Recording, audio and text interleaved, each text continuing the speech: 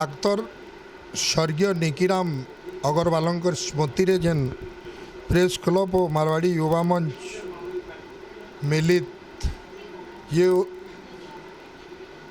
चक्षु शिविर कार्यक्रम करैछन। निश्चित भाव में अंचलवासी गोटे खुशी खबर निःशुल्क सेवा जोगाई देवाटा अनेक लोग निजर चक्षु हरैकरी निजर चक्षुर पीड़ित कार्य सदाबले दुखित अच्छन एवं पीड़ित अच्छन। मु धन्यवाद देवार लगी चाहमी मारवाड़ी युवा मंच एवं प्रेस क्लब को जे ये भलिया सदा सर्वदा तांकर मानव सेवारे से माने जड़ित अच्छन।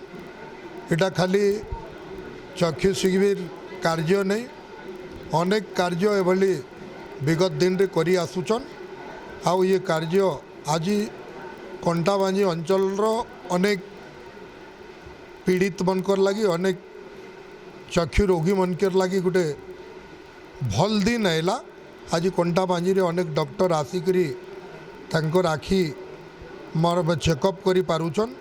आ बिना मूल्य रे सेमानकु विभिन्न मेडिसिन देवार सागे सागे चश्मा एवं तांकर सबू कार्य को सफल करवार लगी लगिछन।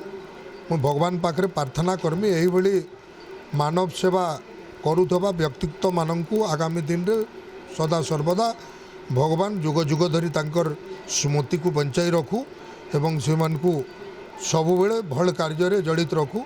एटा ही मोर प्रार्थना। धन्यवाद।